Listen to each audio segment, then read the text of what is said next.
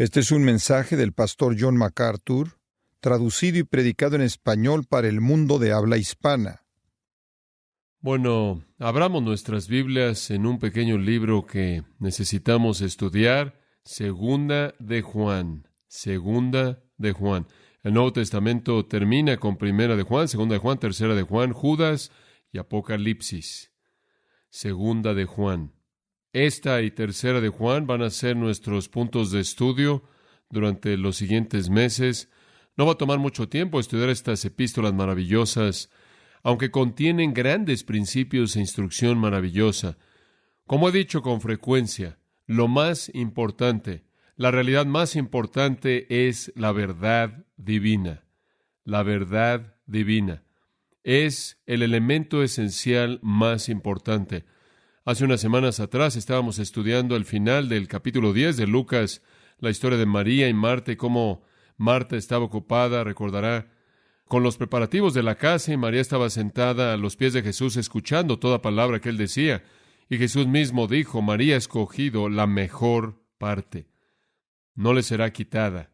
El mejor lugar en el que usted jamás podría estar es bajo la enseñanza de la verdad de Dios. La verdad es la prioridad. Permítame darle un breve panorama de lo que la Biblia dice acerca de la verdad divina. Dios es el Dios de verdad, según Deuteronomio 32:4, lo cual significa que Él es la fuente de la verdad. Cristo es la verdad y lleno de verdad, Juan 14:6, Juan 1:14. El Espíritu Santo es llamado el Espíritu de verdad en Juan 14:17. La Biblia es llamada en Daniel 10:21 la Escritura de la verdad. Somos salvos por la verdad. Somos santificados por la verdad. Amamos la verdad. Somos juzgados por la verdad. Somos liberados por la verdad.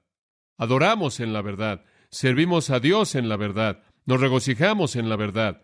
Hablamos la verdad. Pensamos en la verdad. Deseamos la verdad. Manifestamos la verdad. Oímos la verdad. Obedecemos la verdad. Y en el sentido más amplio, caminamos en la verdad. Esto quiere decir que conducimos nuestras vidas en la esfera de la verdad. Determina cómo pensamos y cómo hablamos y cómo actuamos. Andamos en la verdad. Con eso como trasfondo, permítame leer los 4 versículos de apertura de Segunda de Juan.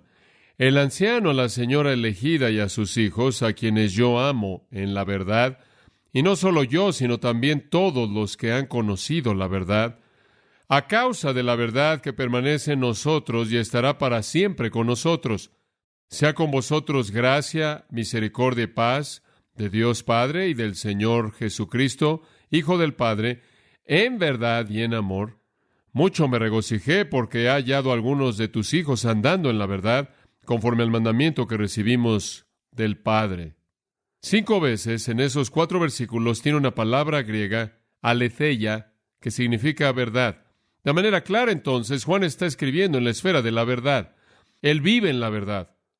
En todo sentido, él es informado y controlado y motivado por la verdad. Juan ha escrito esta carta breve para llamarnos a esa misma verdad en un mundo de mentiras y mentirosos.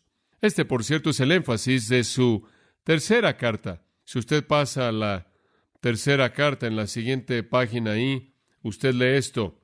El anciano Agayo, el amado a quien amo en la verdad. Amado, yo deseo que tú seas prosperado en todas las cosas y que tengas salud, así como prospera tu alma. Pues mucho me regocijé cuando vinieron los hermanos y dieron testimonio de tu verdad, de cómo andas en la verdad.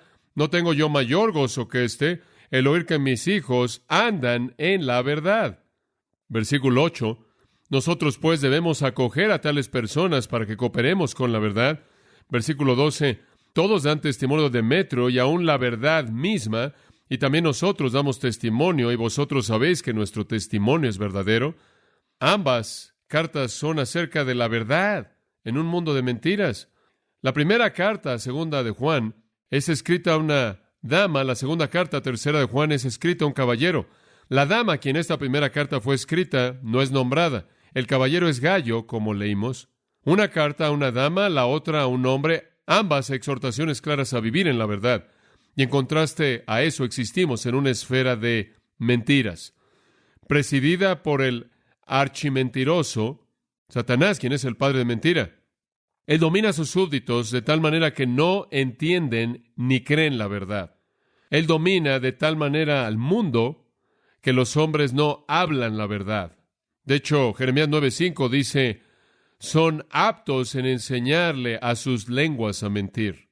Oseas 4:1, el profeta dice, no hay verdad en ellos. Isaías 59:4 dice, no ruegan por la verdad. Jeremías 9:3 dice, no son valientes por la verdad. Primera de Timoteo 6:5 dice, están privados de la verdad. Segunda de Timoteo 3:8 dice, resisten la verdad. Segunda de Timoteo 4:4 dicen, vuelven sus oídos de la verdad. Los inconversos, entonces, son llamados, en el Salmo 58:3, aquellos que hablan mentiras. Viven en una esfera de mentiras. Viven en una esfera de engaño y farsa. La condenación divina de todos los perdidos, emitido en Romanos capítulo 1, versículo 25, dice que cambiaron la verdad de Dios por la mentira. Así es como la gente vive en el mundo, así es como todos nosotros vivíamos en el mundo antes de que Dios abriera nuestros corazones para entender la verdad. Usted lo volvió a oír, ¿no es cierto?, en los testimonios en esta noche. Un engaño tras otro, la gente busca un engaño que no satisface tras otro. Toda persona en el mundo vive en una de estas dos esferas. O vive en la esfera de la verdad o vive en la esfera de las mentiras. El mundo entonces está dividido en dos grupos, aquellos que viven en la verdad y aquellos que viven en mentiras. Ahora, la función de la iglesia es definida de manera clara en la Biblia.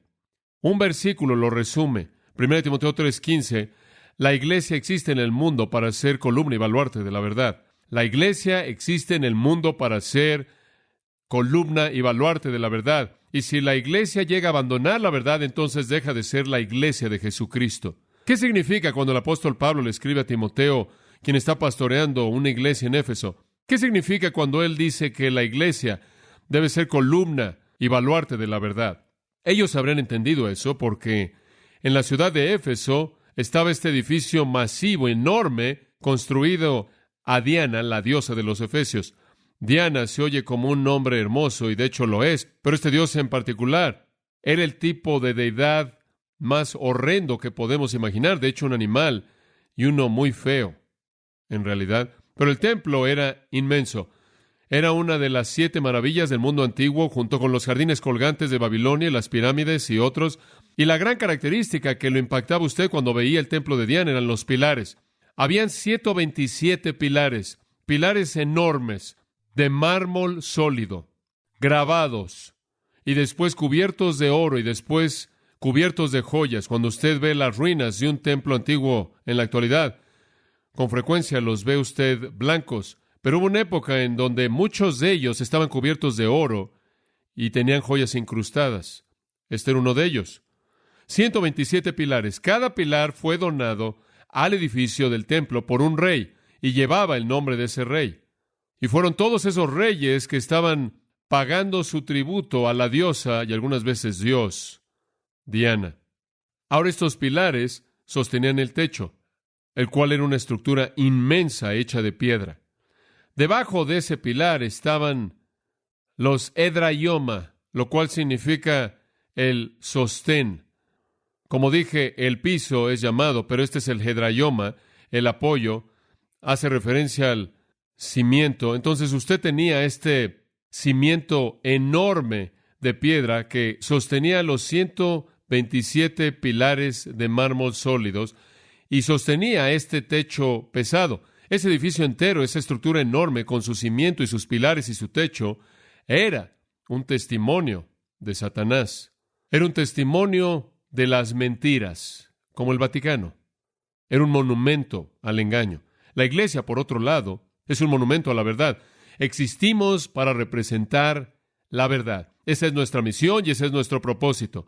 Y no sostener en alto y vivir la verdad. Al hacer eso, cesamos de ser la iglesia, así como Israel dejó de sostener en alto y vivir la verdad y dejó de ser la nación testigo. Si hay algo que debe ocurrir en una iglesia, debe ser la centralidad de la verdad revelada de la palabra de Dios. La gente trata a la iglesia de una manera tan ligera en la actualidad entran y salen de la iglesia sin tener un pensamiento de que están interactuando con el Dios de la verdad que odia el engaño y las mentiras. Un escritor dice, ¿acaso alguien tiene la idea más nebulosa de qué tipo de poder invocamos de manera tan ligera en nuestras oraciones? Las iglesias son niños jugando en el suelo con sus juegos de química, mezclando químicos explosivos para matar un domingo por la mañana. Es una locura el usar sombreros de terciopelo para mujer a la iglesia. Todos deberíamos estar usando cascos. Los sugieres deberían proveer salvavidas y luces de emergencia. Nos deberían amarrar a las bancas porque el Dios adormecido que decimos que estamos adorando puede despertar y ofenderse. La iglesia verdadera es la columna y baluarte de la verdad. Proclama la verdad y la gente que está ahí viene a oír la verdad. Y la verdad, claro, es la verdad revelada de Dios. La única verdad que conoceremos es aquello que Dios nos ha revelado, y eso, claro, está revelado en las Escrituras. Es entonces la responsabilidad solemne de la iglesia, de manera excepcional, exclusiva, sin titubear, sin moverse, sin desviarse, sostener en alto esa verdad. La iglesia no es el autor del mensaje de la verdad y la altera únicamente bajo su propio riesgo. La iglesia es llamada a ser el cimiento y el sostén de la verdad. Dicho de otra manera, la iglesia tiene la administración, la mayordomía de las Escrituras. Esa es nuestra administración.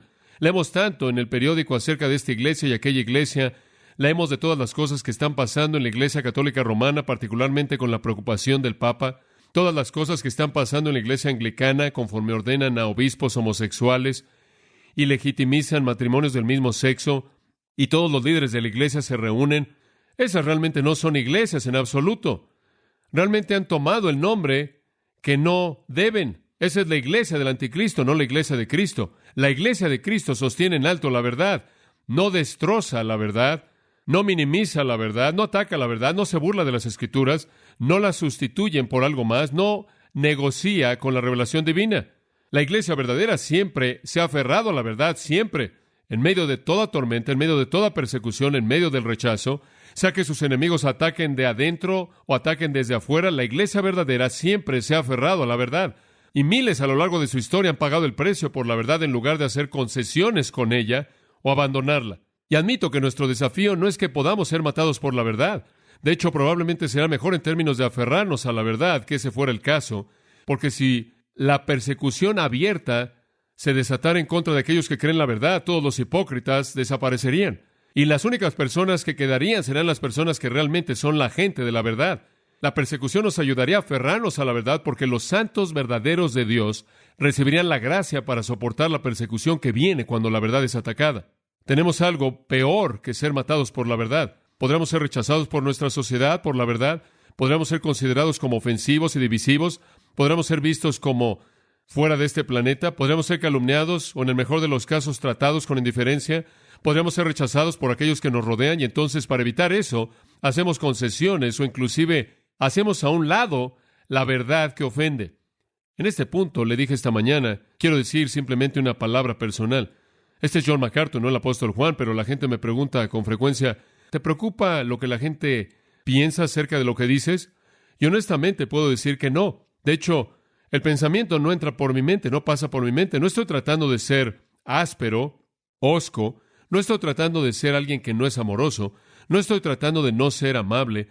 No estoy tratando de ser grosero con la gente, ni ofender su entendimiento ni sus sentimientos. Pero como puede ver, lo que los hombres piensan es de muy poca importancia para mí. No es una carga pesada para mí. Hay un peso mucho más pesado que siento, y ese es el peso de la revelación de Dios.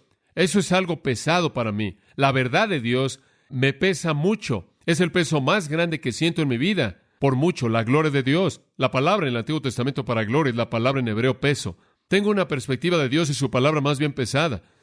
Me pesa y nada le llega al peso de eso. La opinión humana, la popularidad, lo que sea, tiene muy poco peso. Es algo insignificante comparado con el peso de la revelación de Dios que siento. Dios ha exaltado su palabra al nivel de su nombre. El Salmo 138 lo dice. Es tan pesada como Dios es pesado. Y siento el peso de eso. Y esa es la razón por la que para mí el estudio y la predicación es tan intenso, porque esta es mi responsabilidad, el sentir el peso de la verdad de Dios y después entregárselas a ustedes. Este es mi llamado. Esto no es raro, no estoy solo en esto. Este es el llamado de todo hombre de Dios, de todo maestro de la Biblia, de todo líder en la iglesia, todo pastor, anciano. Por lo menos esto es para lo que vive la iglesia. Somos la columna y baluarte de la verdad. Y es un asunto de peso para mí. Nada es tan importante para mí como la verdad divina. ¿Por qué es en la verdad divina que conozco a Dios? Es en la verdad divina que conozco a Cristo, el Espíritu Santo, la salvación, que entiendo todo lo que necesito para entender lo que importa. Entonces Juan también sintió mucho el peso de la verdad, probablemente en un sentido mucho mayor que yo. Y él fue inspirado por el Espíritu Santo para darnos estas dos pequeñas cartas, para recordarnos del peso de la verdad, para llamarnos a vivir en la verdad de Dios. Y hay algo que debe ser dicho por el punto en el que esto aparece en el Nuevo Testamento. Usted tiene dos cartas, segunda y tercera de Juan, llamándonos a vivir en la verdad, seguidas por Judas, la cual nos advierte acerca de los mentirosos, seguida por el libro de Apocalipsis, el cual nos promete que Jesús va a regresar. Prepárense. Es como si el plan de Dios fuera para recordarles el vivir en la verdad, advertirles acerca de los mentirosos y decirles que se aferraran a la verdad hasta que Jesús llegue aquí. Y así es como el Nuevo Testamento termina. Un lugar bastante estratégico, yo diría, de estas dos pequeñas cartas. Antes de que veamos las palabras en sí en estos versículos de apertura, unos cuantos comentarios. Estas son las epístolas más cortas en el Nuevo Testamento. Ambas tienen menos de 300 palabras griegas. Esta tiene unas 245 palabras griegas, una carta muy breve. Cada una de estas dos cartas podrían encajar como encajan en su papel en una sola hoja de papiro. Y en ambas cartas Juan dice, tengo más que decir, pero no las voy a escribir. Versículo 2, muchas cosas tengo que escribiros y no lo quiero hacer con papel y tinta. En tercera de Juan, versículo 13, tenía muchas cosas que escribirles, pero no quiero escribírselas en papel y tinta. Él dice, miren, simplemente lo voy a mantener breve porque voy a venir y les voy a decir el resto. Una carta es suficiente, una visita es mejor. Cartas muy breves, ambas escritas a un individuo. Una a una mujer, otra a un hombre. Son clásicas en el sentido que están en el estilo de correspondencia del Imperio Romano. Son ejemplos clásicos de correspondencia personal por la manera en la que son presentadas. El apóstol Juan no es mencionado en ninguna de estas cartas, pero siempre se ha sostenido que él es el autor por parte de la tradición universal de mucho tiempo. Las primeras personas que leyeron las cartas sabían que venían de Juan y les dijeron a personas y otras personas y otras personas, y nunca ha habido una variación de eso. Entonces se acepta de manera universal que Juan es el autor. Es muy probable que fueron escritas en el mismo tiempo, poco después de Primera de Juan, la cual fue escrita al final de su vida. Él fue el último apóstol que vivía.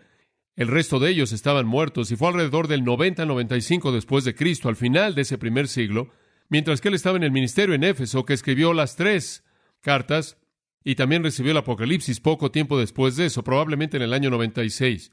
Ahora, la razón por la que él escribió y llamó a la gente a vivir en la verdad es debido a la amenaza que siempre está presente de los falsos maestros.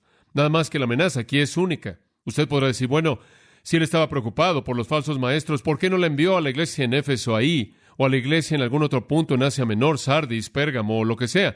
¿O por qué no la envió a la Iglesia Universal? ¿Por qué escribe él una carta a una mujer y una carta a un hombre y le advierte a ellos acerca de los falsos maestros y los llama a la verdad? Bueno, él ya había escrito su carta a todo mundo y esa fue Primera de Juan.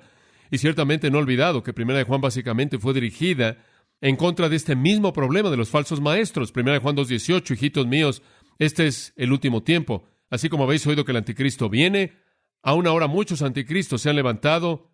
Por esto sabemos que es el último tiempo. Versículo 22, ¿quién es el mentiroso sino el que niega que Jesús es el Cristo? Versículo 23, todo aquel que niega al Hijo no tiene al Padre. Y de nuevo en el capítulo 4, él dice, probad los espíritus, no crean a todo el mundo, vean si son de Dios. Muchos falsos profetas han salido por el mundo. Versículo 3, todo espíritu que no confiesa a Jesús no es de Dios. Este es el espíritu del anticristo. Digo, en el corazón de toda la escritura de Primera de Juan estaba el asunto de que los falsos maestros estaban presentes y estaban dando un estándar falso de salvación. Y entonces Juan, en Primera de Juan, proveyó pruebas doctrinales y pruebas de conducta mediante las cuales puede evaluar la verdad. Y entonces, habiendo escrito la carta a todos en general, y es en ese sentido una epístola general, él ahora escribe estas 2 cartas a una dama y a un hombre. ¿Por qué? Porque en tiempos antiguos los predicadores viajaban y se quedaban en casas. Los hoteles eran lugares de enfermedad, de prostitución, eran inaceptables, a menos de que alguien estuviera en una necesidad desesperada. Y aquellos que predicaban el Evangelio junto con cualquier otro maestro que viajaba eran itinerantes. Se movían por todos lados y dependían de la hospitalidad. Usted recuerda cuando Jesús envió a los 12, ¿se acuerda que los envió de dos en dos en Galilea? Él les dio algunos criterios mediante los cuales podían determinar en qué hogares iban a quedar y cómo enfrentar eso. Y después, cuando Él envió a los 70 de dos en dos más adelante, Él les dio el mismo tipo de instrucción acerca de dónde debían quedarse y dónde no debían quedarse, e ir a un lugar y si era recibido, debían quedarse ahí y demás. Así era como funcionaba. Usted viajaba por todos lados y predicaba y alguien le mostraba hospitalidad. Bueno, esto apelaba mucho a los falsos maestros. Ellos decían que eran los verdaderos maestros del verdadero evangelio, los verdaderos representantes de Dios, se involucraban en un ministerio itinerante, venían, llegaban a la ciudad y decían, somos los verdaderos predicadores de Dios. Eran extraños para la gente en la ciudad. Llegaban aquellos que estaban en la iglesia, se acercaban a los que profesaban a Cristo, decían que también eran predicadores del evangelio, inclusive venían a la iglesia, buscaban un lugar donde quedarse, se quedaban ahí y una vez que estaban ahí establecidos comenzaban a enseñar sus mentiras y buscaban tener convertidos y dañar a la iglesia y sin duda alguna lo habían hecho en Corinto. Sin duda alguna esos falsos maestros demonizados vinieron, entraron, estaban destrozando y haciendo pedazos a la iglesia corintia y habían encontrado un lugar en donde quedarse en los hogares de la gente que estaban ahí y desde ese punto de establecimiento estaban sembrando las semillas de engaño mentiroso.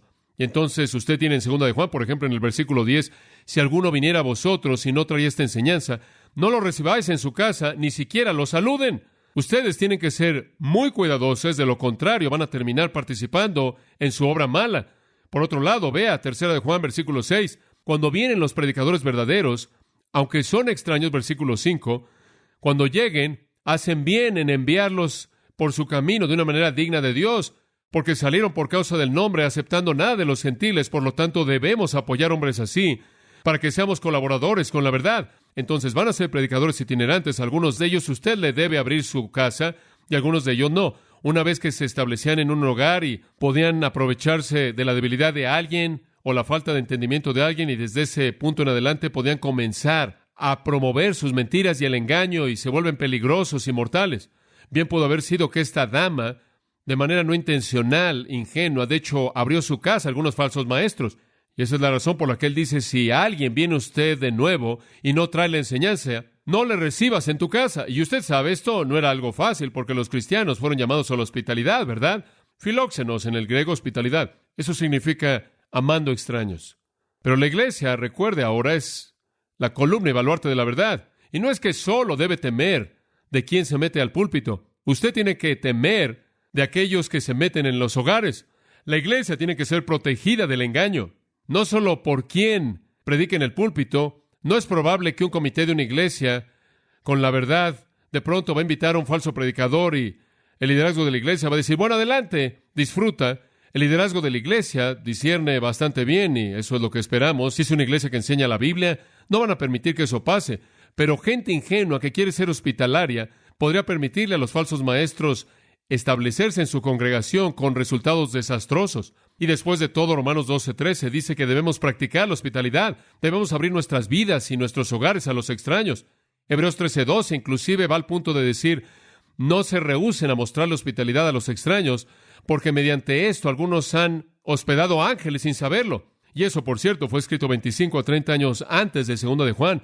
Entonces, bien pudo haber sido que esta dama estaba pensando, bueno, cuando vengan estos extraños, hombre, esta es una oportunidad para que yo abra mi casa, para estos hombres que proclaman representar al Dios verdadero y dicen ser parte de nosotros, y voy a dejarles entrar porque quién sabe, podría estar hospedando ángeles sin saberlo, como Abraham y Sara lo hicieron, ¿se acuerda usted? Allí en Génesis, y Pedro había dicho, nadie menos que Pedro, el líder de los apóstoles, hospedaos los unos a los otros sin murmuraciones, 1 de Juan 4:9. En otras palabras, háganlo sin quejarse, porque lo tienen que hacer. Y de hecho, 1 de Timoteo capítulo 5, fue el apóstol Pablo quien escribió que una mujer no podría ser colocada en la lista de las viudas en la iglesia cuando su marido muriera, si ella no habría mostrado hospitalidad a los extraños. Y también, por cierto, 1 de Timoteo 3:2 dice, usted ni siquiera puede ser un anciano pastor en la iglesia si usted no es hospitalario.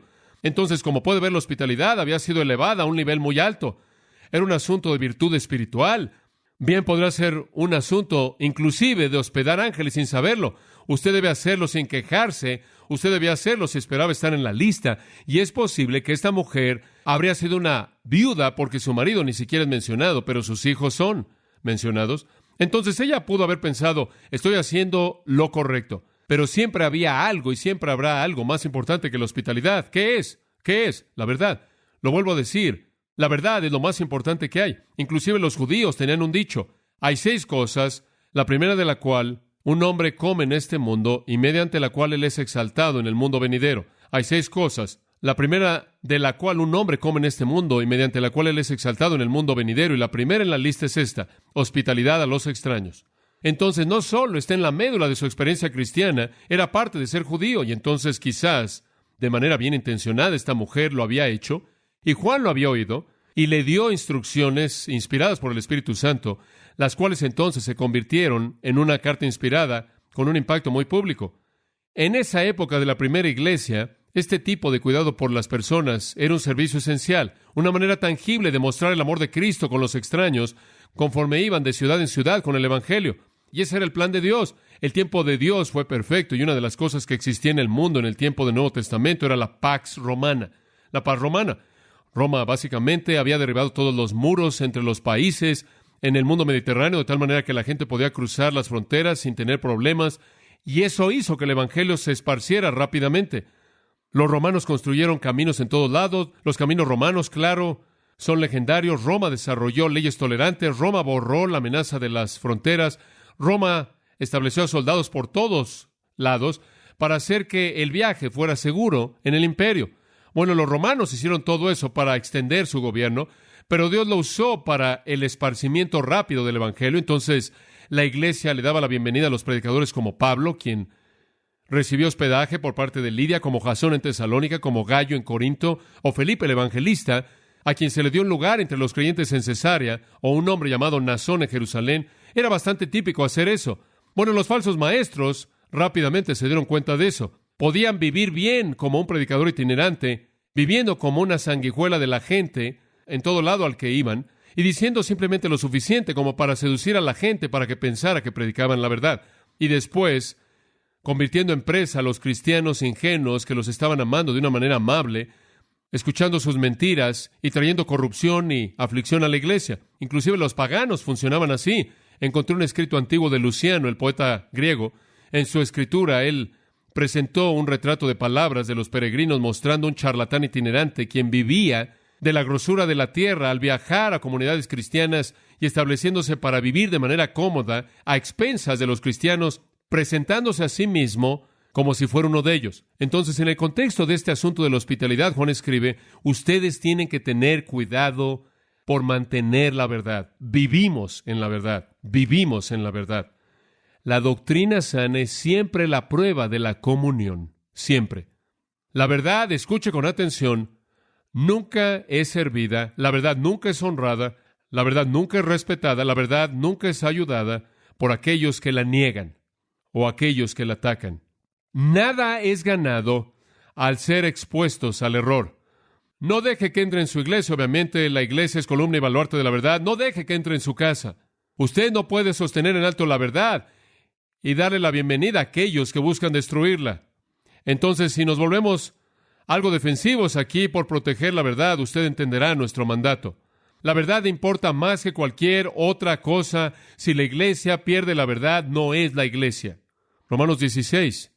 Saludaos unos a otros con ósculo santo. Versículo 16. Todas las iglesias de Cristo saludan.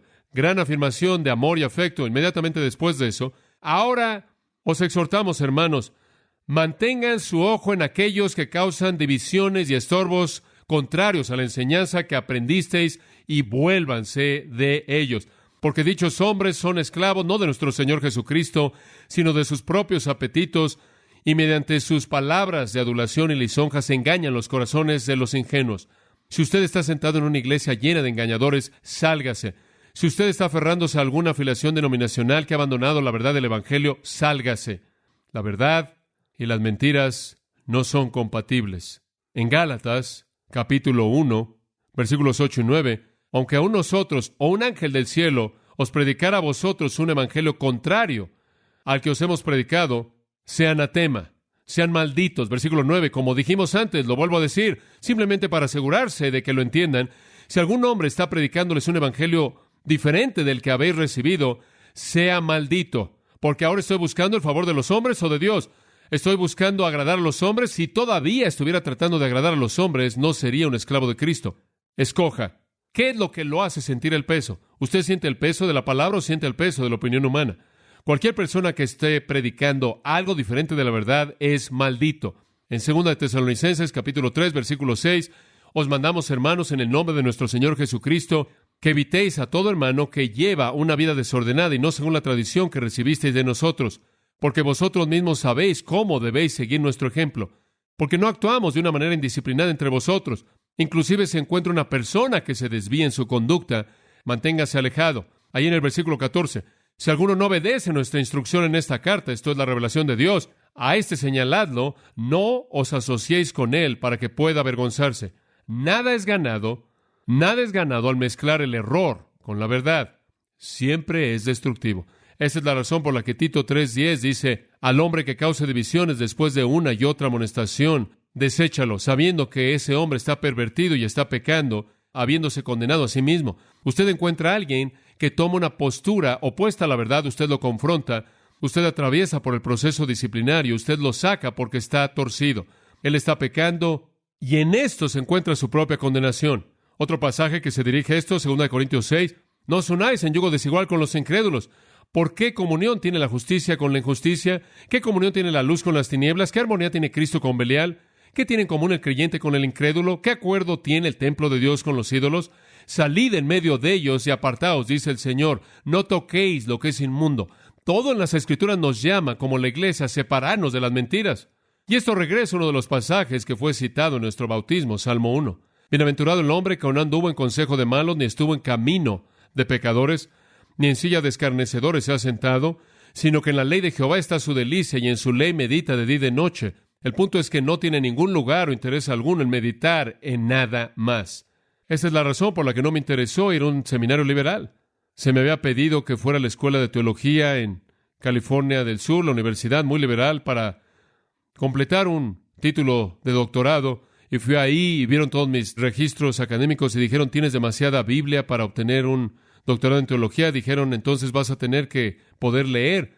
Creo que fueron 200 o 300 libros para poder cumplir con el requisito para entrar a este título. Y al mismo tiempo yo pensé, bueno, quizás solo necesito atravesar por esto.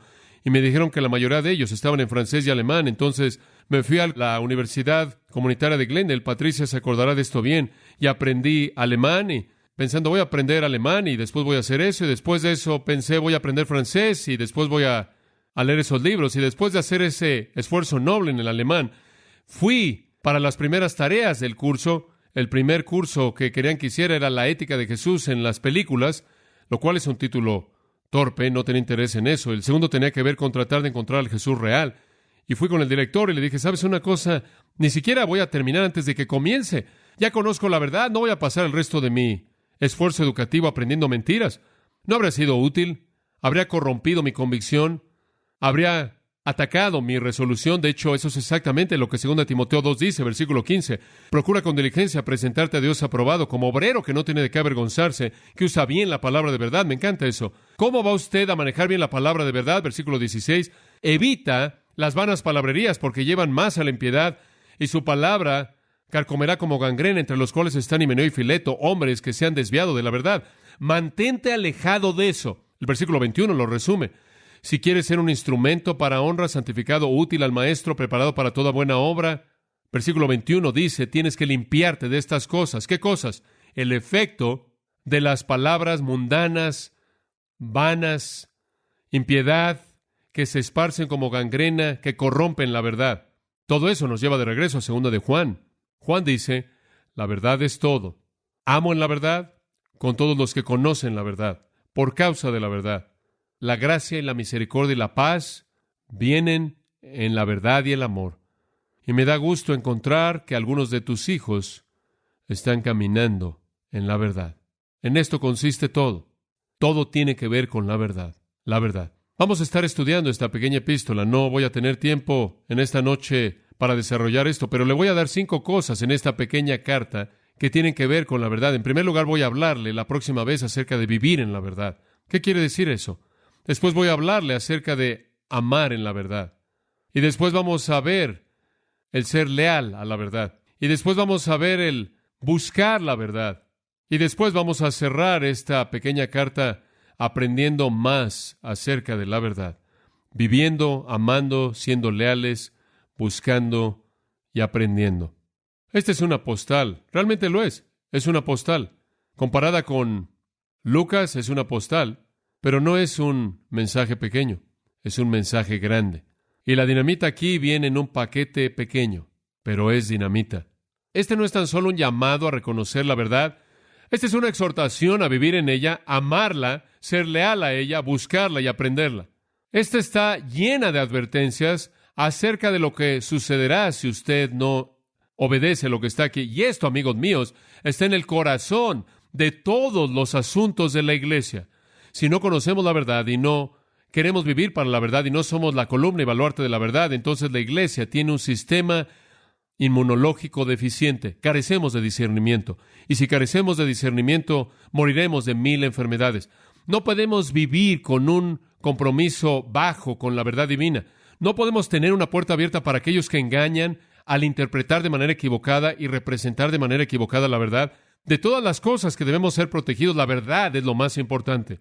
Usted pierde la verdad acerca de Dios, usted pierde la verdad acerca de Cristo, la verdad acerca del Espíritu Santo, la verdad acerca del hombre, la verdad acerca del pecado, la verdad acerca de la salvación, la verdad. Cuando usted pierde la verdad, usted lo pierde todo. Necesitamos ser soldados por la verdad, ¿no es cierto? Proteger la verdad es crítico. No solo predicamos la verdad, contendemos por ella, peleamos por ella. Bueno, usted entiende un poco qué es lo que la carta le va a decir. Va a pasar un poco de tiempo antes de que podamos entrar, porque Tom Pennington me pidió que viniera y lo instalara, lo estableciera allí en Dallas, y decidió que debido a que él me dio 16 años, yo le daría un domingo o algo así por gratitud y amor a él. Y estoy tan emocionado por hacer eso, pero la próxima vez que nos congreguemos el domingo por la noche, vamos a regresar a esta epístola y vamos a descubrir lo que es vivir en la verdad. Padre, gracias por tan solo abrir nuestros ojos en esta noche a lo que es elemental, pero que es perdido de manera tan trágica. La iglesia es columna y baluarte de la verdad. No me interesa la opinión de nadie, ni siquiera la mía. No me interesa lo que un comité o concilio decida. No me interesa llegar a una concesión o conciliar. No me interesa hacer una tregua con aquellos que creen las mentiras. Somos la columna y baluarte de la verdad en el mundo.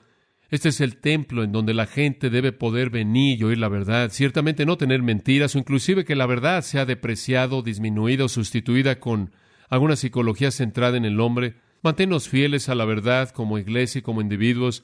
Danos a todos discernimiento. Ayúdanos nunca a abrir nuestras mentes ni nuestros hogares, ni abrir nuestras vidas a aquellos que vienen a engañar. Danos a todos discernimiento. Viviendo en la verdad realmente es vivir en el conocimiento de ti, el verdadero conocimiento de ti. Vivir en la verdad hace posible que podamos adorarte por el Dios que tú eres, adorarte por el Señor Jesucristo que eres, adorarte por el Espíritu Santo que eres. Vivir en la verdad informa todo y te damos gracias porque nos has dado tu verdad. Te damos gracias porque podemos tenerla en nuestras manos, que tenemos la mente de Cristo y por lo tanto la mente de Dios. Sabemos lo que tú piensas acerca de todo lo que nos has revelado a nosotros. Y vivimos en esa verdad y contenderemos por esa verdad y proclamaremos esa verdad. Y aquellos que no lo hacen y abandonan esa verdad pueden llamarse a sí mismos la iglesia, pero ya no son la columna y baluarte de la iglesia y por lo tanto ya no cumplen con esa responsabilidad en el mundo, la cual es su responsabilidad y solo su responsabilidad es sostener en alto tu verdad gloriosa. Y decimos lo que Jesús dijo: tu palabra es verdad. Te damos gracias por ella. En el nombre de tu Hijo. Amén. Para más información sobre los mensajes y libros del pastor John MacArthur y de los derechos legales de los mismos, puede acceder a la página en gracia.org.